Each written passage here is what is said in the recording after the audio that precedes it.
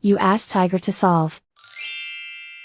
This deals with linear equations with one unknown. The final result is y equals 9/19. Let's solve it step by step. Simplify the expression.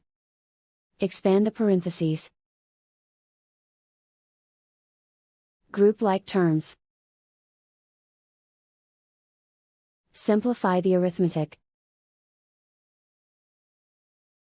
Group all constants on the right side of the equation. Add 9 to both sides.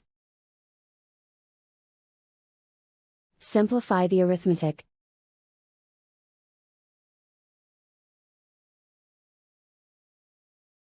Isolate the y. Divide both sides by 19.